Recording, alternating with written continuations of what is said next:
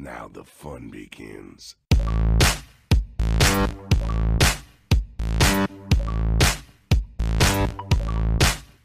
Budget. Stop! You violated the law.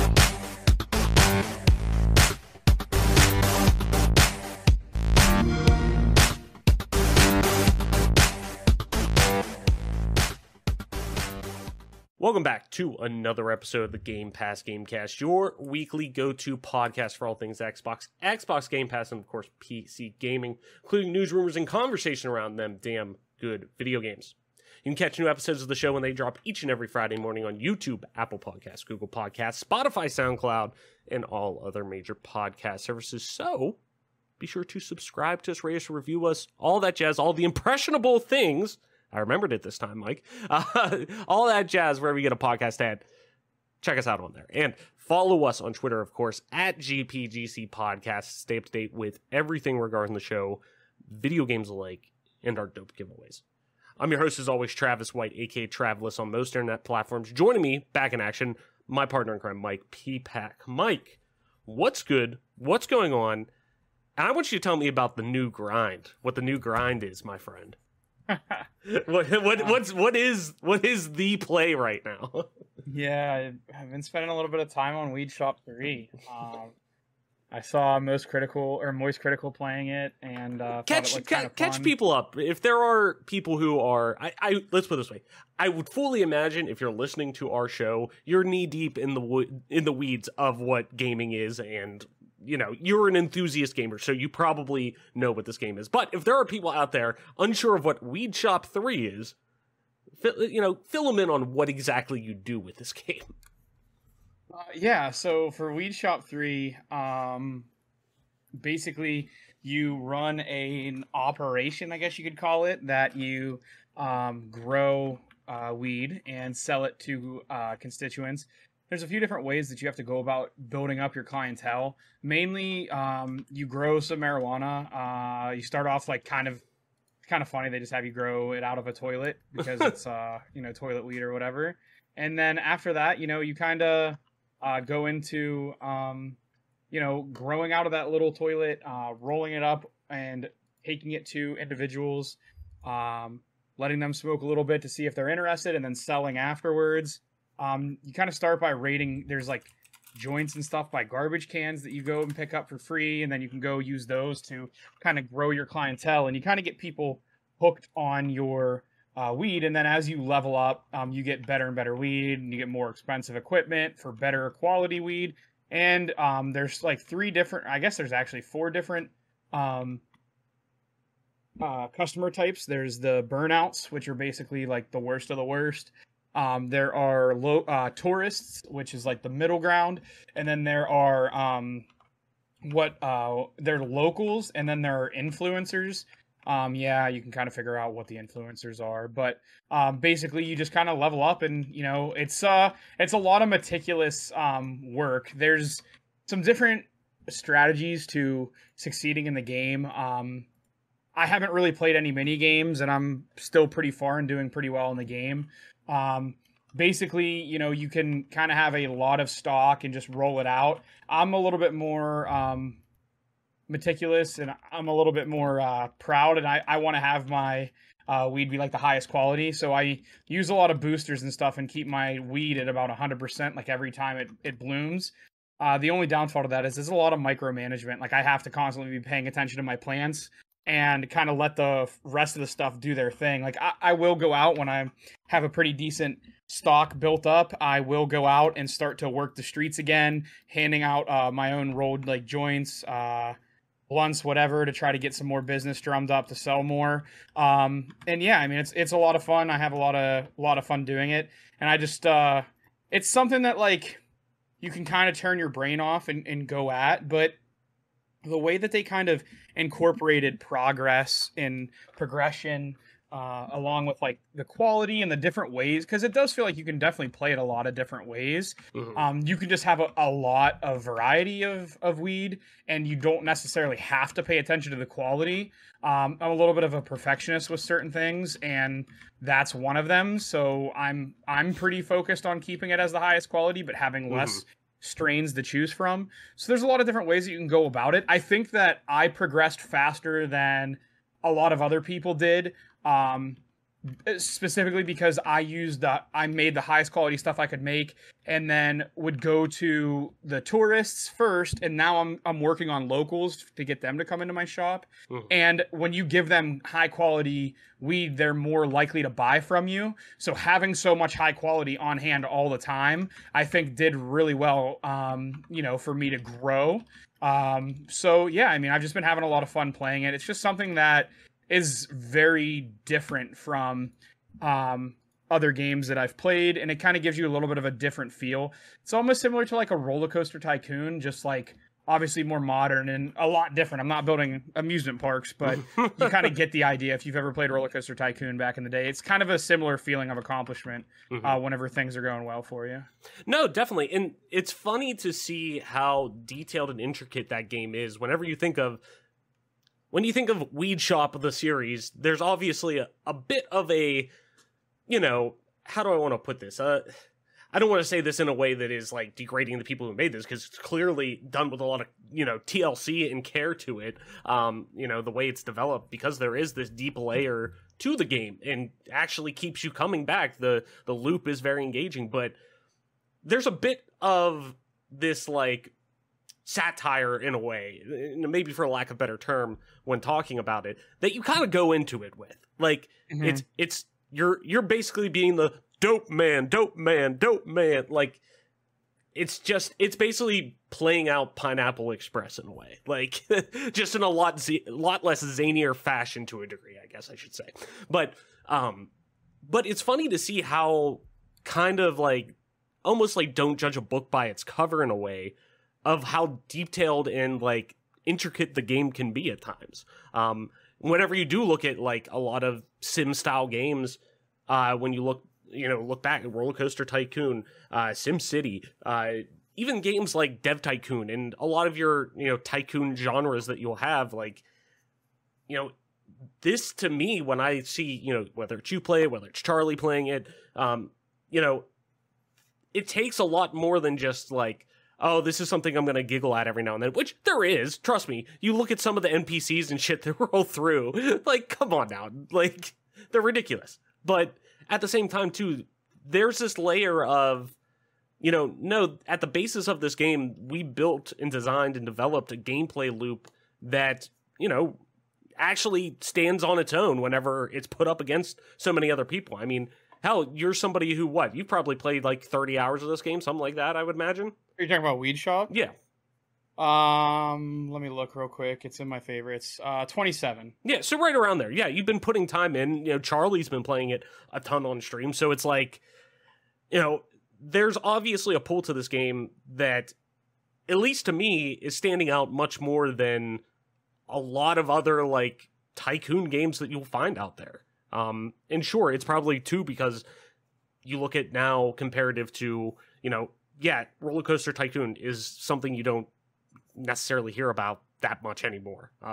For, a multitude of reasons, licensing and just where the game is currently and, where people's interests are. But it shows that you could take something like, the popularity of marijuana, since it's especially been legalized, and the mainstream popularity at that point, and, the mainstream use of recreational marijuana legally, that you could use that as such a way to get in and, get people into a genre of, it may start out just looking like something that is a little slapstick, and sure it is to a degree by all means, but it's clearly that there's a lot of TLC that went into this game, more so than just, hey, like some of the things you'll find on Steam. We've all fucking seen it. I could click on the store right now on Steam. Well, granted, it might be a little harder to just pull up given the Steam sale going on right now, but normally you can just open up the Steam store and go on, popular new releases or something like that, and you're going to find, either like a porn visual novel or something that is, you know, just like a random like 2-cent game that is definitely just like a Bitcoin miner, like something like that, where you're gonna find basically just like bloatware. But this definitely isn't that, and I think it's really says a lot to, you know, where games like that are kind of moving towards, and really just kind of your baseline, like, hey, this is getting like your baseline, I guess, Steam game. Like, not even, I wouldn't even say indie game, but baseline Steam game that you're getting out. You know what I mean. So, it's interesting just to kind of see where that game's gone. And obviously you have guys like Charlie, like Moist Critical, playing this game, putting eyeballs on it. You know, who the fuck knows if there'd even be, you know, whatever it is, 2,000 people playing this right now. You know, if he wasn't, or at least didn't get the eyes on it. Especially too when it comes to streaming and stuff like that. So, besides that, Mike, anything else you've been playing? No, not necessarily. Just still playing a little bit of Halo 2 here and there. Yeah, just that's really it. Just kind of in my off time, if I haven't been able to get Halo 2 series going, I've just been playing Weed Shop and, you know, having a lot of fun with it. I will say that they probably had an opportunity to capitalize on the current state of video games, like everyone else kind of has. And just littered it with microtransactions, but much to their, you know, you know, my surprise, that's not the case currently. So, I'm happy to support small indie developers. Oh, sorry, actually, yeah, I picked up Neon White. It kind of got overshadowed. Oh yeah, that's Weed right, Shop. you did. Yeah, talk about Neon White.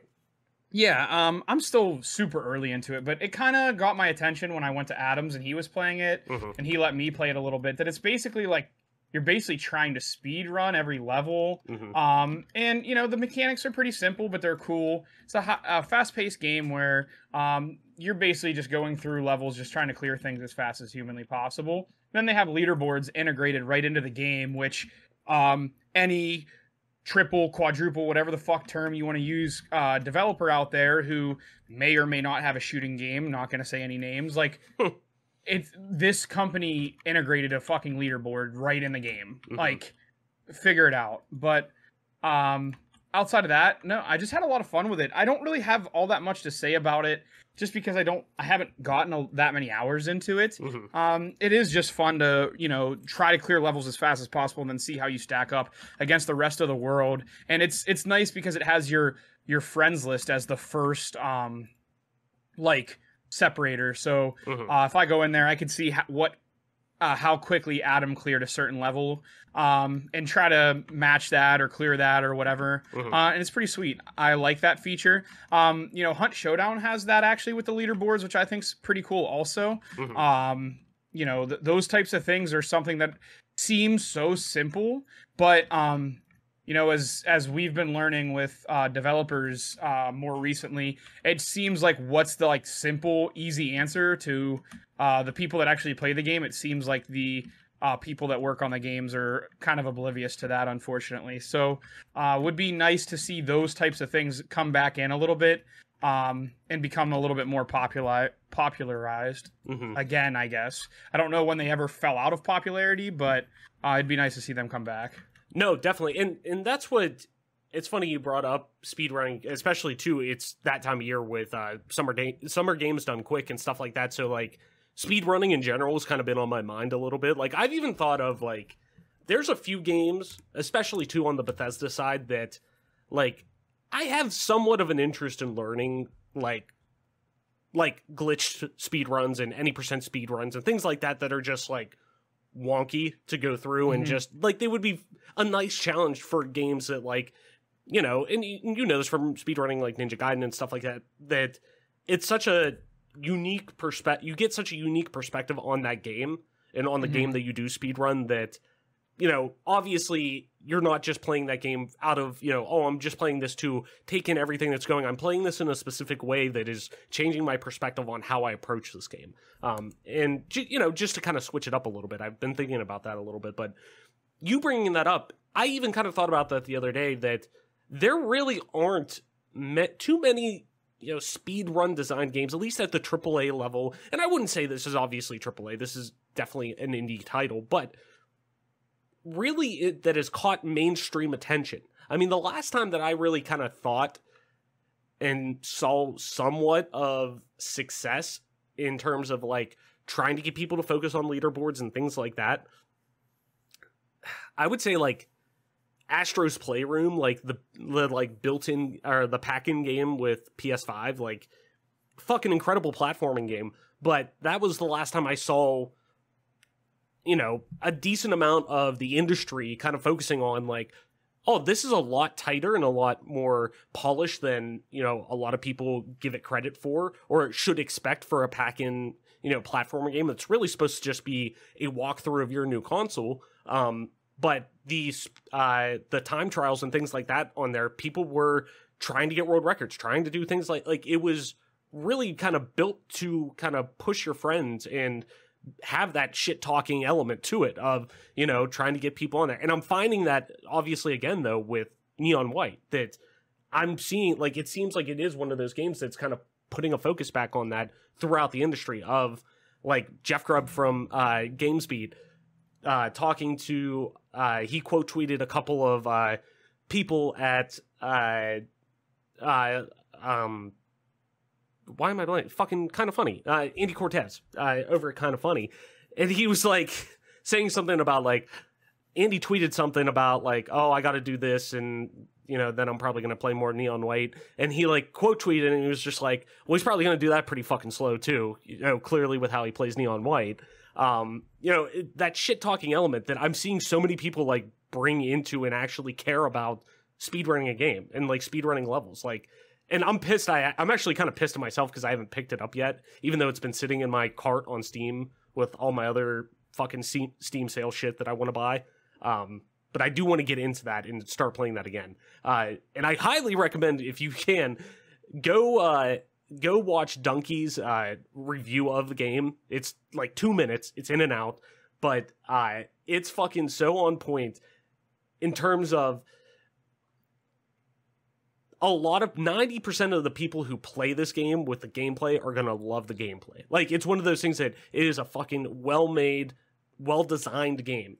But there are going to be like 20% of people who enjoy this game for everything outside of it. Like, it's a fucking visual novel. Like, you gotta, if you're not into that stuff, like, if you are, that's totally fucking fine. Like, Adam digs that stuff. That is totally up his alley. Where me, if I step into that, like, I'm cool with anime. I have no fucking problem with anime. Like, there's a few that I still kind of dabble in every now and then. But I just, when it gets to the point of, like, Donkey clips out the one part perfectly. It's like, this girl's like, oh, Neon, my boobs are just too big. You don't have that problem. I'm like, I'd just be like, skip.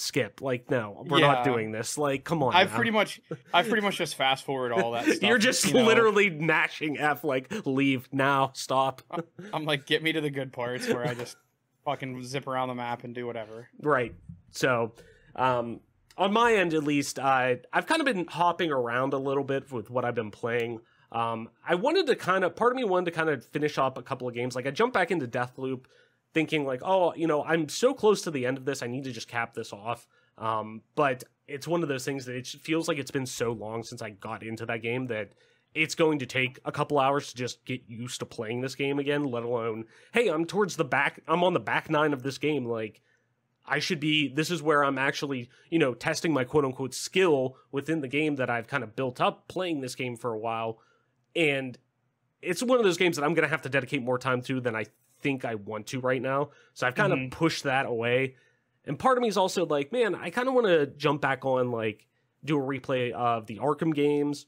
And even too, I've been wanting to, I kind of dabbled in that a little bit, but then part of me also thought like, oh, well, you know, now that we've finally gotten Cyberpunk to a level that is kind of out there now of, hey, this is as close to 1.0, quote unquote, what we wanted to release. Like, here is, you know, all these bug fixes, all these additional things, all these optimization things that have been done to the game. You know, this is the version that probably should have came out in December of 2020. Now that we kind of have that out with the next gen patches and things like that, I was like, I want to jump in on that. I've added more RAM to my computer since the last time I think I booted it up and stuff like that, that I'm like, probably is going to help. Plus on top of it too, I think I played it with my 2070, but I don't think I even touched it with my 2080 that I got in there, in my PC now. So I was like, I want to go and try this out, see how it runs, yada, yada. so jumping into that, it runs, much better than it did when I, played this at launch and for review for the show.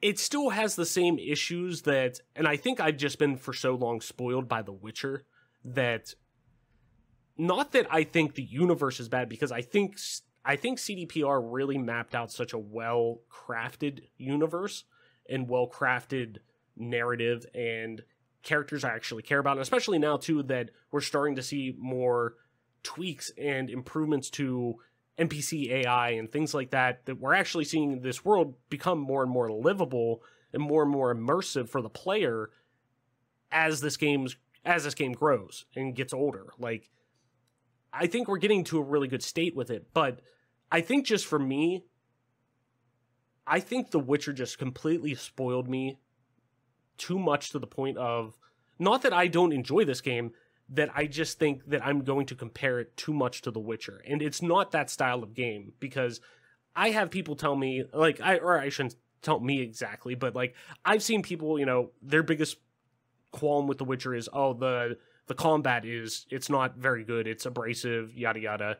And I don't completely disagree, but I think it pushes you to learn its mechanics more than most standard RPGs do, like Bethesda RPGs, or any other kind of action RPG that you'll play, Horizon Zero Dawn, or things like that you were kind of forced into having, kind of like, okay, here's how you kind of play, but you can just do whatever, we really don't care.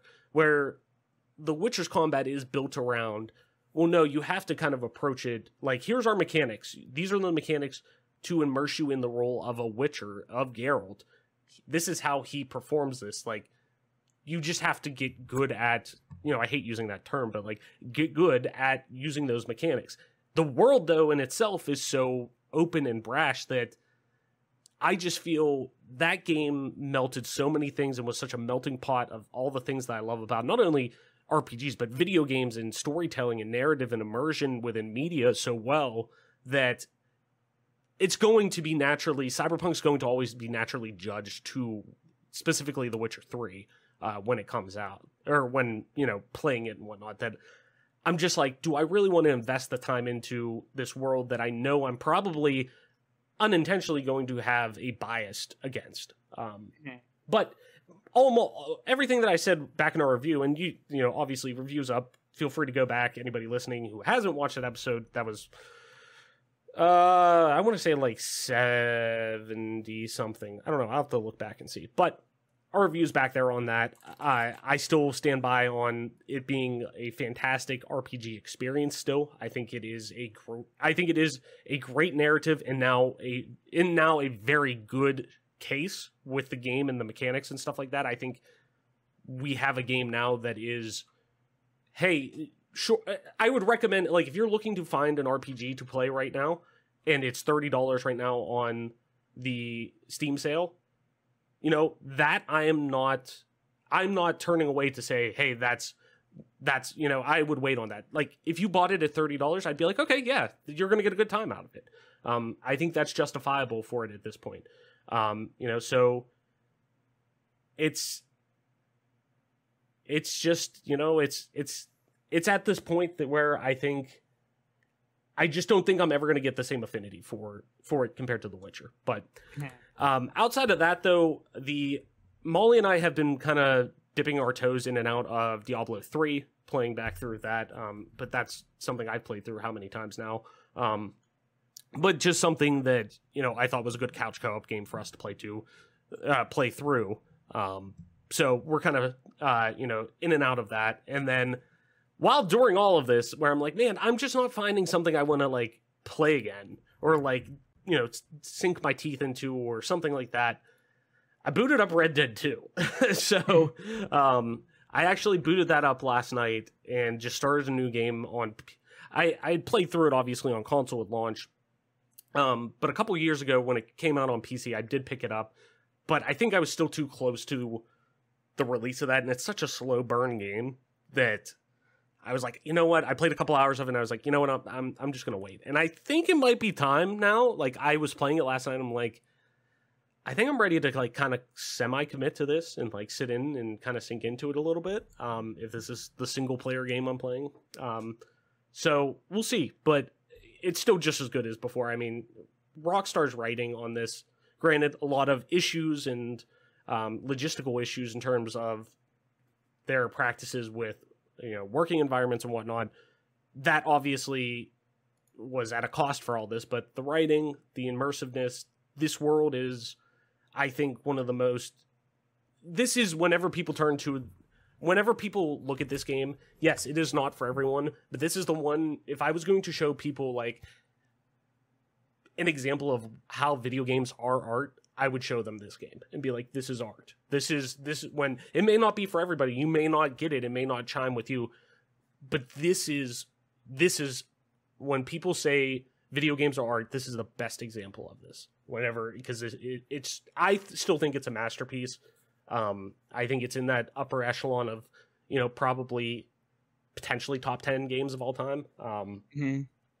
But I'm excited now to kind of go back and see, because there are parts of it that I know I kind of shied away from because I was like, fuck, I'm already 50 hours into this game. I'm ready to, I remember I had to do like a couple of reviews over the next week or two for a site I was writing for at that point. Like, I was like, I kind of want to wrap this up. Not that I'm not enjoying this, but like, this epilogue's kind of going on a little longer than I expected, and I'm just kind of ready to put a bow on it. But now that I'm not kind of pressed up against it, I'd like to kind of maybe sink into the game a little bit. So hopefully I'll be able to do that over the next couple weeks or so, because I'm sure this game's going to take a while to play back through, and there's other shit I'm going to want to play too on top of that, other stuff we're going to play and whatnot. But anywho, Mike, jump into the show, why don't we? So the first thing I want to kind of start off with, we got a couple news articles for today that I kind of want to go over, but the big one of them, if you want to call it that, because we still don't really know anything about it, but I think is really interesting to talk about given the just conversation and the vibe around the studio right now. But Miyazaki says FromSoftware's next game is, quote, in the final stages of development. This comes from Chris Scullion over at Video Games Chronicle, as always, link in the description. Elden Ring director Hidetaki Miyazaki, I always butcher his first name, has claimed that the next FromSoftware game is nearing the end of development. In a new interview with Japanese site 4Gamer, Miyazaki was asked about a previous comment he made in a 2018 interview about having multiple games in development. Asked if one of those games was still on the way, Miyazaki confirmed, yes, it is. We are in the final stages of development, end quote. In the previous 2018 interview, Miyazaki has stated that since 2016, the studio has been working on, quote, 3.5 games, the half being the PS4 VR title, Diranis. I don't remember that one, to be quite honest. And then kind of following up with the original release of the story, there are 3.5 lines that have been in the works since that time, Miyazaki said. Half of that is Diriance, if I'm saying that right. I'm sure I'm butchering that all fucking back. One is Sekiro, and the remaining two are unannounced titles. When asked to elaborate, he said, quote, it's not the right time to talk about them in detail, but I think they are both... that they are both games that are typical of us. It will take a little more time, but I think we will be able to talk to you about them one by one as they take shape. In the 4 years having followed that interview, one of the 3 games was revealed to be Elden Ring, but the other has still never been announced. Given his claims at the time, this new unannounced game has seemingly been in development since at least 2016. It's believed the game in question may be Armored Core 6, which was reportedly mentioned in a consumer survey earlier this year. Reset Era user Red Licorice claimed in January that they had received a survey from the Elden Ring and Dark Souls studio, which seemingly revealed the first details on the next unannounced mech combat game. The alleged unnamed installment, which would be the first full Armored Core title since 2012, was said to feature a, quote, scientific world created by Hidetaki Miyazaki, three-dimensional dynamic action, and a high degree of freedom in customization. So, Mike, FromSoftware, a studio that we've been very familiar with this year. Obviously, Elden Ring being a game that, everyone can go check out our review on, which is still crazy that it's doing numbers this moving forward. Like, when I go and look at our metrics, that's always one of the top, performing episodes of the month or whatever, of the week or however you look at it. There's always new people getting into that. Thank you, one, for that. But it's just crazy how much breadth and how much weight this game and this studio carries, every time we talk about it. But it's a studio and a development team that we've become very familiar with, especially this past year with Elden Ring and how much we loved it. Spoiler, go listen to the show, or that episode. But it's interesting to think about the bandwidth this studio has, though, because I think a lot of us really kind of circle in and kind of focus in on what they do with the Souls-like genre. We're talking Dark Souls, we're talking Bloodborne, we're talking, Sekiro, and now obviously Elden Ring on top of that. But Armored Core is kind of a separate entity in itself that I don't really have a lot of familiarity with. I know you don't really, Mike, either, but we do have this affinity for FromSoftware, knowing what they can put out. And I guess more what I'm looking at is we have these unannounced titles that are coming. We have these, kind of ducks in a line that they're working on, and clearly they are working on these projects that they're able to use multiple teams, and they have, kind of found what I think is this secret sauce that a lot of Western developers are still trying to find whenever we're talking and focusing in on, one specific development studio, that they're finding kind of the secret sauce to having multiple teams and having multiple projects turning without necessarily sacrificing any of them and knowing exactly when to kind of put the pieces together on each of them. So even if we don't have too much experience with that, what are you looking for in a FromSoftware game when it comes to, hey, when we're looking at Elden Ring, we're looking back on, things that made us enjoy that game and that's this studio that we appreciate, what are you looking for in another FromSoftware game? And really, I guess, sure, we have this game coming out, and this probably is the next title. And who knows? It may not be Armored Core. It may be something else. It may be another Soulsborne, whatever. But I guess moving forward, what are you hoping that not only, Miyazaki and the FromSoftware development teams kind of focus on moving forward, but what are you hoping that some of the development teams, over here, the Western development teams in the US, Canada, yada, yada, kind of focus on and kind of take from them to maybe find similar success with even just the logistics of development?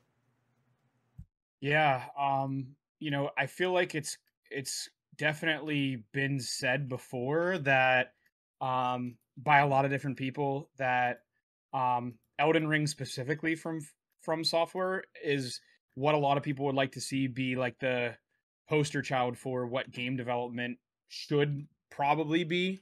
Of course, it's tough to really say from an outside point of view, in my opinion. I do have pretty strong opinions about game development. I'm sure, everyone that listens can surmise that from some of my comments or some of my takes about it. But, I'm the type of person who, I look at the game that, was produced by FromSoftware, with Elden Ring, and I see a game that doesn't rely on microtransactions to be successful, focused on making a quality game with good writing, with great visuals, with difficult but rewarding combat, and, people went out and bought the living shit out of this game. And again, we've had these conversations before on the show about gatekeeping with difficulty, the get good conversation that can happen sometimes with that. Mm-hmm. And I've always been on the side of I understand that there are people who, might be a little disappointed if a game's too difficult, but also I've also, been staunch in saying there are games that just might not be for you, and that's okay. Yeah. You don't have to play it. You can watch someone on YouTube play it nowadays. You can watch someone on Twitch. Luckily now we have those types of mediums where you can kind of, if you cannot get through the story yourself, you're more than welcome to play it that way. I think that, not to interrupt you, but I think that's really, just because I think this would be good to kind of add to that, I definitely think there's an element too now with the way that games are consumed and games are talked about. And it's mostly, I think, through now we have the lens of the influencer and the 24/7 news cycle. And, you know, we're always looking, what's the next thing? What's the next big thing? What's the next thing people are talking about? That I think there's this underlying pressure put on people to enjoy stuff. Like, I think, like, it's that feeling of, like, oh, if you don't play this, you're missing out. In short, there's always kind of been that, but more so in the fact of, like, if you're not playing this, you're not gaming. Or this is the game right now. Like, you either are playing that or you're not playing games. Or, like, you feel this underlying pressure to like this game. And to me, that's bullshit. Like, you should like what you like, and if you don't gel with it, don't feel pressured to play a game. I mean, there's fucking how many games that I've tried out that, you know, some people be like, oh shit, I spent that money on, you know, this game and I'm not even liking it. And yeah, I would have been like, I guess maybe, you know, it wasn't for me, and oh well, you know, but at the same time, I'm also like, well, I'd rather support somebody's art and somebody's, you know, project than, you know, and it be up somebody's alley that hopefully they get another one of these one day because of, you know, a couple extra sales. But, you know, I'm okay if it's not for me. I'm also, you know, in the camp of, like, I don't really care about, at the same time, you know, difficulty and stuff like that with games. Like, you can play on baby mode, as they call it, like, you know, super easy mode or story mode or whatever. Like, you can do that. That's totally fine. I don't give a shit. But I'm also in the camp like you, Mike, of, at the same time too, I don't necessarily, if Miyazaki and the crew at FromSoftware developed this game and had this in mind with their creative vision of how this game's supposed to be, and that is to be pretty brutally hard or to be a challenging yet rewarding experience, I don't want them to change that. I want them to make the game that they want to make. Like, period. I don't want anybody to sacrifice their art. So I just want to throw those 2 cents in there because I thought it did kind of mesh with what you're saying of, I think there's this, like, underlying pressure in just the echo chamber that we're in right now of the games industry and, you know, digesting games, that, like, there's this pressure on, you have to like this game, and that's just fucking not the case. I think that's a more, you know, I don't want to offshoot too far, but that's definitely, I feel like, a bigger issue in the world in general, and it's kind of always been that way. Things that really come to mind when I think about this are things like music, movies, TV shows, things of that nature. I feel like Western culture is really bad with flavors of the month, flavors of the week, flavors of the year. You know, you can go back to the Roaring 20s to really pinpoint when society moved out of factories, you know, 12, 13 hours a day, sometimes 16 hours a day. Working conditions got better. People had more free time. And all of a sudden, when people in the Western world, specifically America, had more free time, all of a sudden they spent more time in leisurely ways. And that's really, you can go back to the 1920s to put your finger on a point in time in American history where, like, when did people become obsessed with movie stars, obsessed with athletes, obsessed with, you know, all those types of things. And yeah, I mean, you go back to the 1920s and that's when you put your finger on that and say, this is when society took that turn. And I feel like that's a more overarching problem with our society in general. But, you know, I couldn't agree more. And I think that I feel like gaming sometimes and game developers get into this rat race where they're trying to appease to as many people as possible. And, you know, speaking specifically business-wise, it's probably a good idea, right? Because you want more customers. But at the end of the day, like, I just feel like there was a big thing where people and game development studios were really worried about what kind of games they were producing and what kind of audiences that they would generate with those games versus FromSoftware saying, like, hey, too bad, so sad. We're making the game that we want to make. If you like it, great. If you don't, that's okay too. We're not going to hold it against you. But this is what we want to do, and this is what we think makes the most sense for a game that we want to make. And, you know, it was, you know, a smashing success, and rightfully so. I think the polish with that game, all of those things, you know, lend a hand to why that game was so successful. But pivoting more towards relevant to today's topic, I know Armored Core was an original Xbox game that I would see people playing. I saw it in stores like when I first got my Xbox, way back at basically the original launch of the Xbox, shortly thereafter. I don't think we had it day one, but my brother got it shortly after going to a Halo 1 land at his buddies. And ever since then, it was kind of a wrap for me. It's definitely something that has been around. I'm not 100% sure. Actually, Armored Core only was on the 360. I'm sorry, so it wasn't on Xbox. I was thinking about a different. There was a different game that was similar to Armored Core. Mech Warrior or Mech Assault? No. Yeah, that. Yeah, Mech Warrior was big because it's a Microsoft property. Yeah, I must kind of get my wires mixed up because I remembered seeing Armored Core. They are very similar, to be quite fair. No, I think it honestly, what tripped me up is I think I had a demo disc with Armored Core on it, maybe. Okay. Or maybe it was a demo disc that had like a trailer from Armored Core on it, because there were like demo discs that had playable demos, and then they also had the trailers on there, if you remember that. So maybe that's why I kind of got my wires crossed. Yeah. But speaking specifically, like I don't have a whole lot of experience with Armored Core from Xbox 360, as you can tell.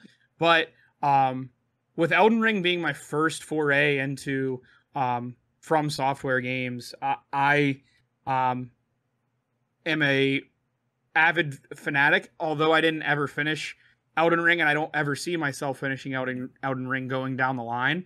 I got a lot of hours out of it. I got a lot of enjoyment out of it. Yeah, I mean, I think it's an amazing game, and I think it's a true testament to what, can be produced by a studio if they don't have money grubbing overlords above them kind of influencing what they do. And if they're able to really just let their creativity and focus shine, this is the type of content you get. And I don't expect anything less, from an Armored Core. I could see it probably being something.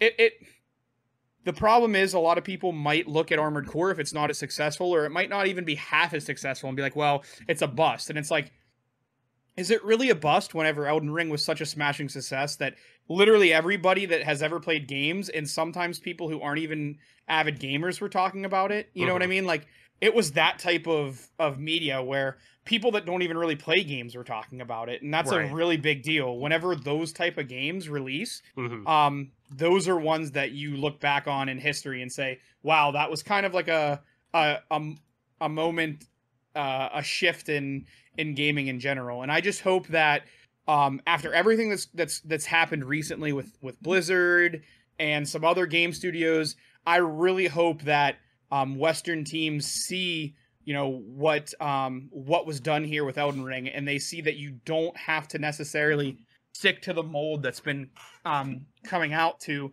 generate the most money. You can simply make a great game, and there will be tons of people that purchase it, and then you release DLC down the road in a traditional manner and maybe extract some more money out of your game if you want to that way. But I think, you just have to look at it as, look how great this game really was. What are we doing to emulate that? Because whether it be business, game development, sports teams, like professional sports teams, whatever the case may be, whenever someone or something or a product is better than your product, or selling better, everyone wants to imitate those types of products. And I hope that's the case with Elden Ring. And I'm not saying like making the hardest games of all time type situation. I'm just saying like polish, gameplay being a strong pivotal focus, also with writing being a huge focus, versus, soulless, lifeless games that have been coming out, for quite a few years now. And I used to say, like, when we would talk about nostalgia and looking at games with nostalgia lenses, it's obviously easy to think, oh, like whenever I was 14, I was just real into gaming because I was a 14-year-old kid, and that's what you do. And then you play those same games that you played when you were 14, and you get the same type of feeling that you got. It begins to make me believe that maybe, just maybe, there's something to the games that were coming out at that point in time. And hopefully, we can start to really focus on releasing full content games, because I've seen a couple live service, quote unquote, games come out. And I know on this show we've talked about live service in a lot of different lights. I would say, there are live service games that do it correctly, and those games should be applauded. And then there are other studios that use live service as a crutch to get away with not doing anything without releasing a full game. And, that's not the right way to do it. And I'm sure, already know we're going to talk about one of those games here coming up after this topic. Shocker. But yeah, I'm curious to hear, your opinions on it. Yeah, I'm kind of in the camp too of like, I agree that I think there is something to be said about the way that these games come out. And make no mistake, the Japanese market and, Asian market of games that comes out are by no means, they are the consumer friendly, experience, because we're talking about the same region that produces pachinko machines and gacha mechanics and games like Genshin Impact and things like that, which, overall a well-made game, but relies heavily off the back of microtransactions and, some pay-to-win mechanics. So, it's by no means anything like that. I think that FromSoftware, though, does a great example of the terms of value and content you get from their games and from their experiences, and what you kind of just come to expect from a FromSoftware game. Like, I knew going in after playing Dark Souls and after playing, Bloodborne, Sekiro, those kind of experiences, I knew kind of what I'm getting into at the basis of these games. I know what I'm getting out of it. Yes, I'm right there with you. I haven't beaten Elden Ring yet. I don't know if I will, but it's a game that I know when I played 60 hours of, like, I fucking enjoy it. And I take that back. I probably will finish it one day, but, it's one of those games that I know playing it that anytime I can go back to it, I'm going to get the same worth out of it that I had for, 60 plus hours already of it. But it's interesting to think about their future, and because I'm with you, the most like Armored Core experience I have is from like a 360 demo disc. I think it was Armored Core 4. It was 4. It wasn't 5. That I remember being on a demo disc and playing and enjoying it because I liked Mech Warrior and Mech Assault on PC and the original Xbox back in the day, but like also was very much in the vein of like an Ace Combat where it's more arcadey and stuff like that. And I'm all for that. I'd much rather, cling to that. It was just obviously a little bit of a environmental change a little bit when you're playing that. But at the end of the day, though, I'm with you that like they're going to put out something of quality. That's what they've been doing. I have no reason to believe that they're not going to. Like, that alone, I'm already going to try. If it is Armored Core, we don't know for sure if it's Armored Core, but let's put it this way: if you go online, go to the good old Google machine, and you type in FromSoftware, click enter, and when you load their website, their tag on their URL or on their hyperlink is Armored Core. It isn't FromSoftware. It isn't anything. It's Armored Core. So, maybe that's kind of a telltale of possibly that's what is coming next. And I wouldn't be shocked if, the way they're talking about where this project's at, whatever it is, if we potentially get a reveal at, Gamescom opening night or One Night Live, whatever it is that Jeff hosts, it's kind of cap off Summer Games Fest. I wouldn't be shocked if we get that. And we get a reveal of that kind of coming out. And because we don't have, they haven't obviously said anything about who's publishing it or not, because FromSoftware is very much kind of gun for hire, where we have Bandai being the producer or the publisher on Dark Souls and obviously Elden Ring this time around, but PlayStation being the producer and publisher on Bloodborne, and then Activision being the publisher for Sekiro, while all being Souls games, has very, very much kind of jumped around, but traditionally gone with Bandai. So it'll be interesting to kind of see where that kind of lands, but I'm kind of in the camp of, too, like, you know, a lot of people want DLC for Elden Ring. Like, where's that lie? Because traditionally their games have come out with DLC, except for, I don't think Sekiro did, actually. The more I think about it, I don't think it actually did. But all Dark Souls titles had it. Bloodborne had it. You know, this is something that is very common with the titles they put out. So I wouldn't be shocked if we do eventually see Elden Ring. And it's clear that they're able to balance multiple projects with multiple teams under their umbrella that, you know, I have full faith that we're going to get whatever they get next. It's going to be of quality. And, you know, I'm like you. I hope we see more of that transcend into the AAA game space. I hope we see more of that come over to the West and see that kind of care and delicacy and really, you know, that kind of polish put on it and that ability to kind of know it's ready when it's ready. And sure, they're a privately owned company. They could do that, but at the same time too, there's a lot of, you know, privately owned development studios here that, you know, have the ability to somewhat do that. And, you know, and at most there are massive public companies and entities that have the capital and cash on hand to be like, no, take your time. We'd rather it be a fucking smash hit than it not be. So, anywho though, Mike, you kind of hinted at it earlier. Let's go on into our next topic, and kind of, it really could be our last, because we're kind of going to mesh both of these together, because they're both about, naturally, it wouldn't be an episode of GPGC if we were not talking about Halo in some degree, but let's start off with this one first, Mike, and then we'll get into the second one that kind of just dropped earlier today. Halo, the Master Chief Collection could add microtransactions soon. This comes from Ryan Leston over at IGN, as always, link in the description. Halo, the Master Chief Collection may be getting microtransactions 8 years after it launched.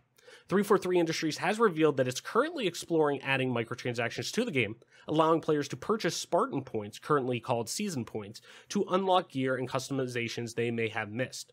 Quote, for players who are new to the MCC, or who may not have dedicated much time specifically to unlocking items during the seasonal updates, or are simply completionists looking to catch the latest outstanding items they may need, we are internally exploring a potential new feature for the future in the form of purchasable Spartan points, 343 revealed in a blog post. Currently, items are unlocked with season points, and 343 states that it's happy for players to unlock items through play in the same way. Quote, we are happy with the current system of how players earn Spartan points by completing challenges and leveling up through play, they added. This would be an optional, additive alternative for players who might find the vast scope of content to be an intimidating amount of playtime and want to get ahead or skip the grind, or maybe want to grab specific items they want. You know, we all have our favorites with that. The option of purchasing Spartan points then is an added extra. You don't have to do it. However, the thinking is that it will allow new players to catch up or old players to grab specific items they want without having to grind for them. Quote, we wanted to inform you of this exploration in advance and provide assurance that purchasable Spartan points would be an additive feature. We will have more information to share about this in the future. It's currently unclear if/when these new Spartan points will become available, but the Halo MCC community is already uneasy about the thought of microtransactions entering the game. And they show one response they pulled from saying, don't put microtransactions in the game, to their tweet that they're talking about this. If you're worried about the amount of content being, quote, too much for new players, giving more points out for challenges progression, or allow us to unlock levels in season completely non-linearity. Whether or not 343 Industries will find a good middle ground remains to be unseen, but selling the new Spartan points as a, quote, additive way of gaining your favorite item is certainly a start. So, you kind of brought this up a few minutes ago, Mike, when we were talking about Elden Ring and the fact that how FromSoftware is known for kind of swaying away from those microtransactions. This is a game we've both put hundreds, thousands of hours into, and even their, you know, predecessors of the original releases of these games, even more. Do you think something like this, where, hey, we're not talking about, you know, pay to win or, you know, anything to that regard. Do you think this is acceptable in terms of if we're just sticking to cosmetics, or do you feel this could be a slippery slope, knowing how where we're at with, you know, Halo Infinite currently, where this game's gone before, where the franchise has gone before? Do you think something like this is okay, given the landscape of the industry right now being so, you know, pretty much just open to and expected at this point, having microtransactions for at least, you know, customization options and, you know, cosmetics and things like that, if you want them, not necessary to your experience? What do you think? Yeah, it's a tough one. I feel like anyone that has a lot of concern for this trend, I feel like it's justified. I do know that companies are always looking to you know, monetize their work further than just the initial investment. Especially in a game where, or in a situation where you know, you have been spending quite a bit of resources on the game with new content releases. In fact, a lot of people joke that this game gets more content releases than Halo Infinite, which is factual.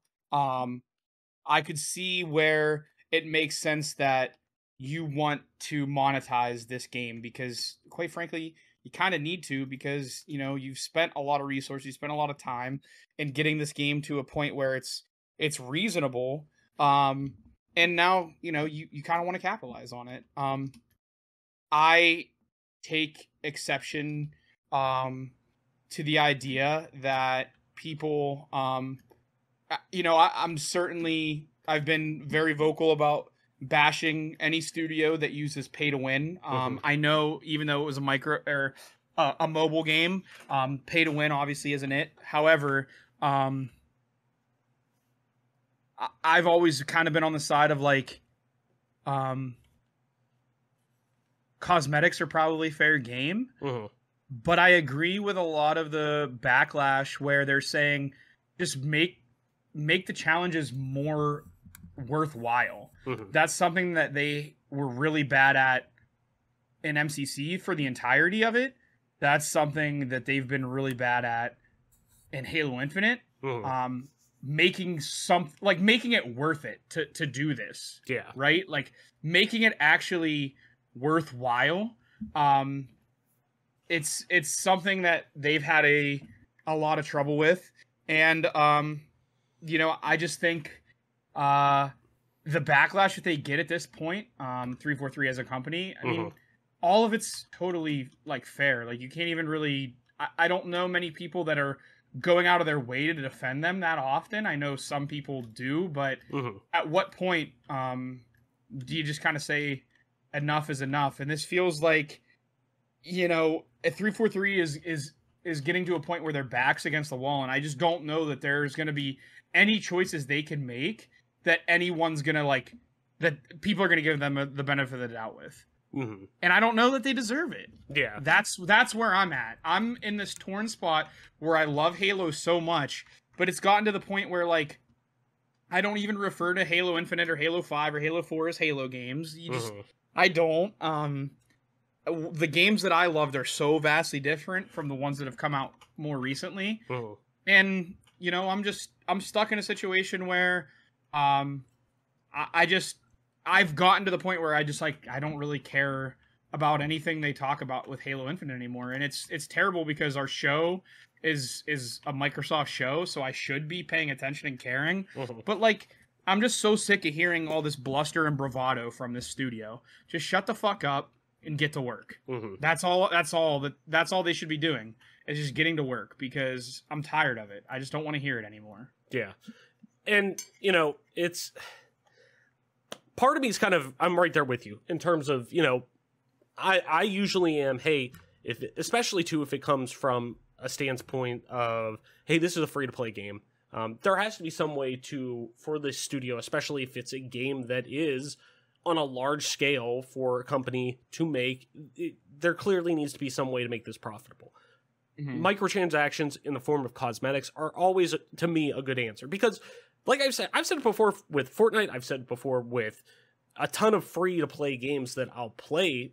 You know, and I'm guilty of it with Halo Infinite. I even bought Season 2 because I also haven't played the game since February, but with Halo Infinite, I bought day one. I bought the first season battle pass. I finished that. Like, I'm okay with getting 170 some hours out of the game, almost 200 hours or whatever it ends up being with campaign or whatnot for, you know, $10 for the battle pass. You know, I'm okay with that in that regard. But at the same time, too, when you get to a stance and a point where we are with 343 and kind of a lot of the, you know, contention that's gone on with this franchise and with really, you know, Halo Infinite in general, not to mention MCC, you know, it is tough to kind of turn around and be like, yeah, sure, I'm ready to commit to that. And granted, this sounds okay. Like, in theory, if it's implemented the way that they're looking at it as, hey, you don't want to grind out a whole battle pass,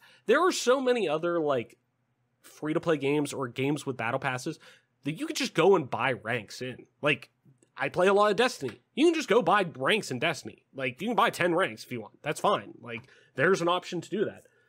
Do I think that kind of lessens the experience? Sure, yeah. But at the same time, too, there have been multiple, like, battle passes that I bought in random games and live service games that I'm like, fuck, I want to get that cosmetic, and I don't end up doing. And that was the one thing that I was actually super happy about with Infinite was, no matter what, if you buy the battle pass, you have it forever. There's not a time on it. Yeah, there'll be more that come out, but like once you own that battle pass, you could go to those, you can go and activate that at any point and work on one 5 years from now that is the first one or whatever. And to me, I like that because that gives me the idea of, cool, there's this one thing in this battle pass I really want, whether it's like in Fortnite, the Spider-Man skin or Wolverine skin or Doctor Strange. Funny, there's a theme with, you know, fucking comic book heroes that I want to get out of here, but maybe I don't want to grind for fucking 150 hours for one cosmetic. Okay, cool, I can just go and buy it, and that I'm okay with.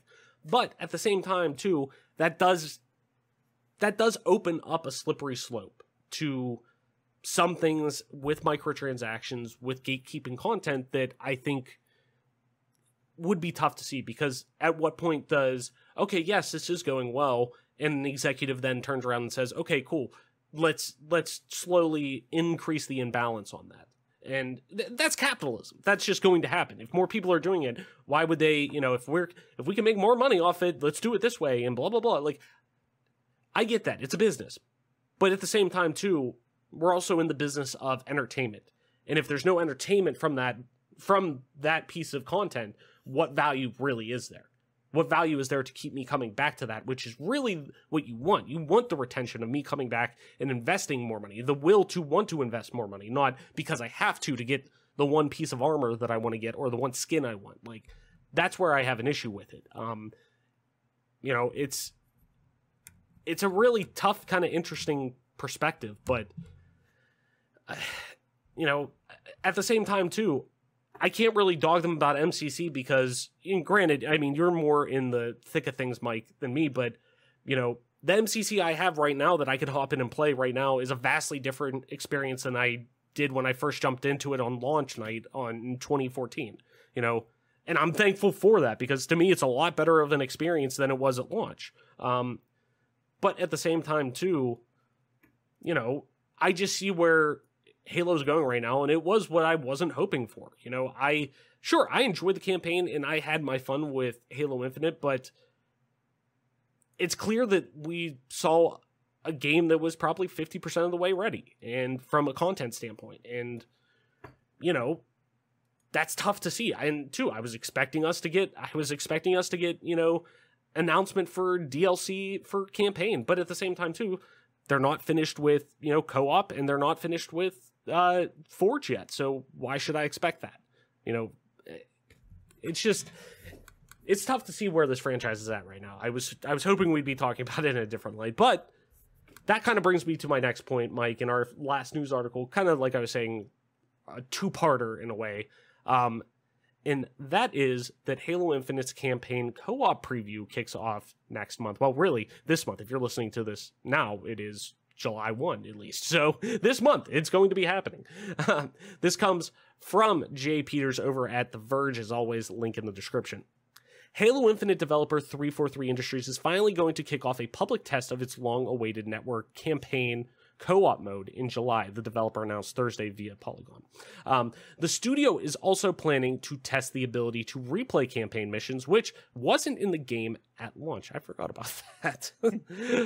The beta for both features is targeted to take place from July 11th to the 22nd, according to a press email sent to The Verge. If you own a copy, or if you own the campaign portion of Halo Infinite, or are an active Xbox Game Pass member, you can participate by signing up as a Halo Insider. On Xbox, you also need the Xbox Insider app. If you already played Halo Infinite's campaign, anything you have accomplished won't transfer over. For this test, you'll be downloading a new campaign build and starting the game from the beginning. Any progress you make as a group will carry over to solo play, but progress from the test won't transfer to the retail game when the updates are officially released. Crossplay is fully supported though, so you can play with buddies across Xbox One, Xbox Series X/S, and PC. Up to 4 players will be able to team up in a party. We don't know exactly when co-op campaign and mission replay will be available publicly, but in a roadmap released in April, 343 Industries said it's targeting a, quote, late August launch for the features. An open beta of Forge mode is targeted for September, according to that roadmap. So, Mike, as somebody who, obviously, I don't believe you finished campaign, did you? No, I played it for like 2 hours, maybe. Yeah. I know at one point you were saying, hey, I'm going to wait really until co-op comes out and we can play that experience. Is this something you're going to jump back into? Just bluntly. No. Nope. Okay. No, I'm just not interested in it. Yeah, and to be quite honest, I'm not either. And I'm somebody who, pretty adamantly enjoyed the campaign. Go ahead. I didn't mean to cut you off. Oh, no. This will be the second 343 iteration of Halo that I don't finish the campaign. Yeah, and I've even kind of been in the camp of like, Halo 5, it's not that bad. Like, but then even looking back on it more and more, I'm like, I understand why people don't like that take, and I stand by it. I'm not saying it's like, I don't think it's fucking complete dog water. Like, people are like, it's just atrocious. And I'm like, it's not like we're watching The Fucking Room or anything like that. Like, let's be real. But at the same time, though, I get it. But, Infinite's campaign, I had a lot of fun with. I thought it was really enjoyable, the sandbox nature of it. I thought it did go back to the roots of Halo as best as it could and was really a good mesh of new and old Halo. But at the same time, too, I'm right there with you.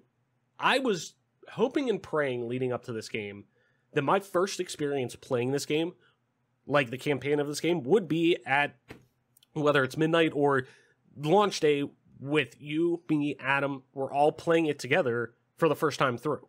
And we all get to explore the open world together. We all get to, go on Zeta Halo, check everything out, and kind of experience this game that we've obviously all been kind of looking forward to and hoping that would turn, come up smelling roses kind of thing. And obviously that didn't happen. And, sure, I'm probably, the more I think about it, maybe I will check it out. Maybe that will be something Adam wants to get into, and maybe it's something that we just dick around with one night or something like that.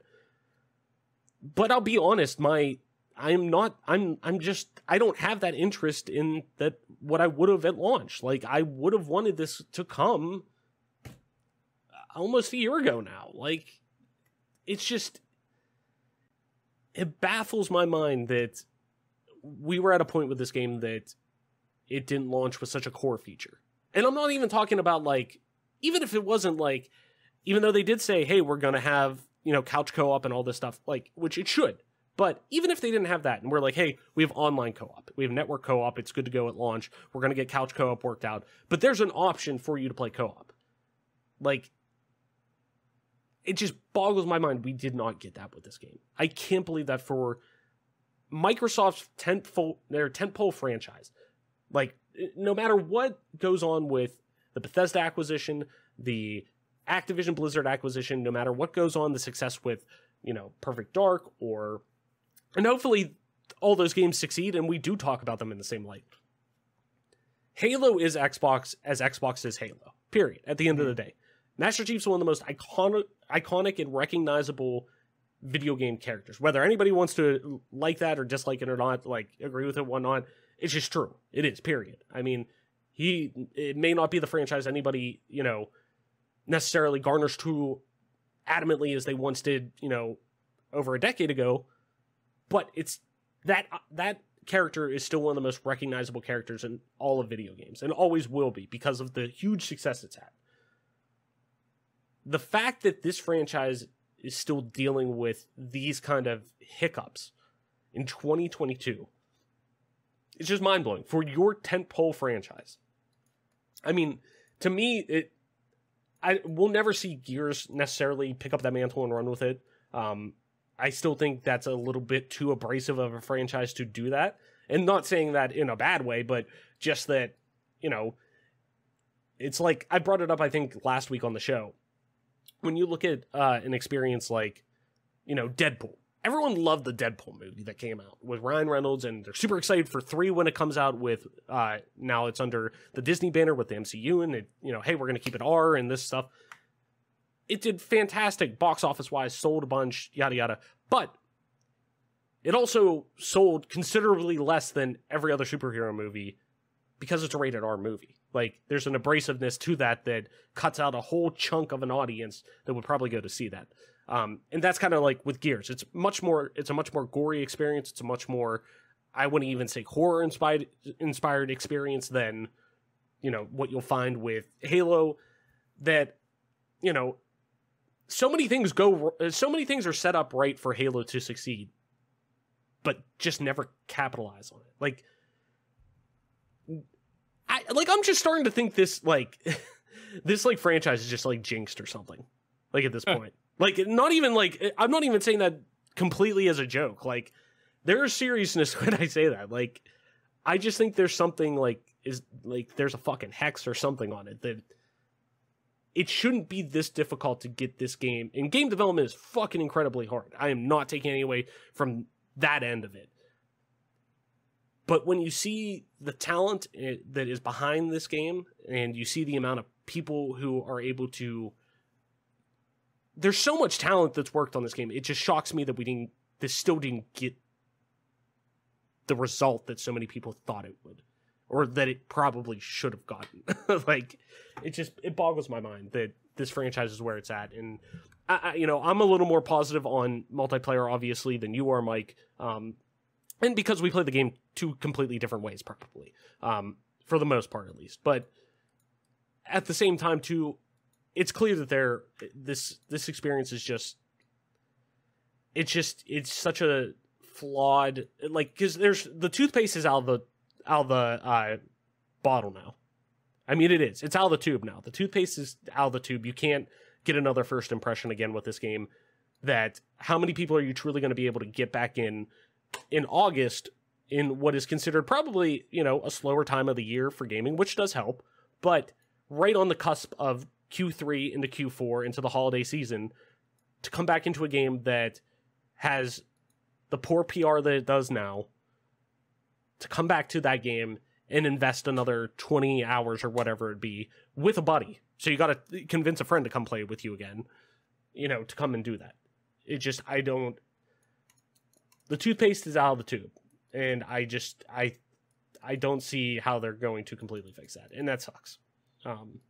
Because I had a lot of fun with this game to a certain point, but the flaws sometimes with this game, the flaws that the game does have sometimes just outshine it, and it just sucks. It just sucks that we're at this point with this game. But yeah, it's the situation with Halo Infinite where you reap what you sow, and 343, unfortunately, like I said, I don't want to see anyone lose their jobs or anything over this type of thing, but at some point, someone somewhere inside of Microsoft is going to have to start asking fucking questions, because it's just unacceptable, right? You just can't let this kind of shit continue to happen. And I'm right there with you, where do they have to be... I mean, yes, it would obviously cost millions of dollars to do this, but we're also talking about Microsoft, one of the most profitable and recognizable and most wealthy, like, asset-wise, cash on hand-wise, companies in the world that they could probably do that if they want. That, you know, at one point do you kind of look back and say that maybe it was a mistake making this studio when you formed it to be, in hindsight's 2020, to be 343 Studios, to clearly be a Halo studio. Like, this is the Halo studio, and branded that, but also, too, from a truly marketing standpoint of saying this is 343 Studios, where you could have had it named anything else. And cool, yeah, it's a nice nod, just like the Coalition. I get it, understandable, but at what point do you kind of turn and say, this kind of sucks we set this up as this, because I would like to see 343 touch something that is actually theirs. Like, to see what kind of experience they can get that of a franchise that is truly theirs. Not a franchise that was, you know, hey, Bungie left, you guys are going to oversee it. Sure, there's some pieces from Bungie that remained, but at what point do they kind of look at the game and say, or look at the franchise and say, we need to get this group off of it? And not because there's not talent there, because I think there is. I think there's tons of fucking talent there. But it's not coming together completely. And something is not working with that to produce these games that should be 9 to 9.5 to 10s out of 10s every time they release. Because we should only get... And by default. Right. We should be getting one of these experiences once every... To be honest, we probably should be getting one of these experiences once every, 7 to 9 years, and they should be fucking knocked out of the park. Like, that is AAA to even quadruple A polished level games that we're getting. You look at Naughty Dog with The Last of Us and Uncharted. You look at you look at Bethesda with Fallout and Elder Scrolls and things like that, and Starfield, and even Starfield. You look at a game that vast and that big, and this is the first game since Fallout 4 really from them to come out. Take Fallout 76 out of it because that was a multi-studio thing. Truly from Bethesda Game Studios, primary Bethesda in-house development studio. And you look at that and you say, okay, yeah, it's clear that it took 8 years to come out, and there's a reason why. And hopefully when this game launches, there's a reason why it took that long to come out, and you get that perfect, it's not going to be a perfect experience, but it's going to be a well-polished experience, or at least for that large of a game, as polished as it can be. Like, I'm okay if these games come out and I'm playing them for 8 years and I'm putting thousands of hours into it. I'm okay with that if they're fucking 9 to 10s out of 10s. Like, that's great. That's fucking perfect. I will take that any day. There's a reason why people are still playing goddamn Halo 3. Right? Like, yeah, and Halo 2. And Halo 2. 1. Yeah. Like, there's a reason. And even Halo Reach. Yeah. I still think Reach and ODST might be my two favorite campaigns. And that's saying a lot because I fucking adore the original trilogy of campaigns. But it's like I said, I will never talk down on, because I don't know, I don't work in game development. I know how difficult game development is, that, I'm even kind of seeing firsthand a little bit. But at what point do we kind of see, okay, we've seen strike after strike after strike, and we're seeing, we're swinging at pitches that aren't even relatively anywhere near here in some regards. That at what point would it just be best for them to get their own project? Something that wasn't an established IP that they're coming in to take over, that they can just say, fuck it. Like, let's take the strengths that we have, and there are a bunch of strengths that they have, and have their own project. Have their own universe, their own IP, to just say, fuck it, we can do whatever the fuck we want to do. Like, that's what I want, because I could see that there's tons of fucking talent and, worth in there in terms of skill sets. Like, there is a ton of fucking talent. This game, you look at this game, and it is gorgeous. The art department is incredible. Some of the gameplay mechanics I truly do love in Halo Infinite, but there's so many elements of that game that I feel sometimes are being shoehorned in to try to fit something that maybe isn't in their wheelhouse. It just sucks. I don't know. Now I'm all fucking flustered. Anyways, Mike, I think that's going to do it for our episode this week. Where can people find you on the internet to talk about all we talked about? Of course, Halo. It's a Game Pass Gamecast. We got to talk about Halo at some point every week. On top of that, FromSoftware, everywhere and anything that we talked about this week. Where can people find you online to talk about it? Yeah, you can find me on Twitch at Twitch at MP_Toy Soldier, or you can find me on Twitter at TOYSXLDIER, and that's Toy Soldier, and the second O is an X. And make sure you do jump into that Twitch stream, because Weed Shop 3, man, is a good time. It's a good time. And as always, I'm your host, Travis White, aka Travlis, on most internet platforms, including at Travlis_ on Twitter. That's TRAVLESS_. You can also find me streaming time to time on twitch.tv/Travlis_, same as Twitter. And if you want to play some video games with me, you can do so over on just regular old Travlis on Xbox Live and really any other platform. But being our show is a Microsoft show, on Xbox Live at just regular old Travlis. That's TRAVLESS. And this, ladies and gentlemen, has been your newest episode of the Game Pass Gamecast, your weekly go-to podcast for all things Xbox, Xbox Game Pass, and of course PC gaming, including news, rumors, and conversation around them damn good video games. You can catch new episodes of the show when they drop each and every Friday morning on YouTube, Apple Podcasts, Google Podcasts, Spotify, SoundCloud, and all other major podcast services. So be sure to follow us, rate us, review us, all that jazz, wherever you get a podcast at, and follow us on Twitter at GPGC Podcast. Stay up to date with everything regarding the show, video games like, and our dope giveaways. With that being said, Mike, that's going to do it for our episode this week. Thank you, everyone, so much for listening, sharing, and being a part of our growing community. Game on, wash your hands, listen to the doctors, Black Lives Matter, and we will see you next week.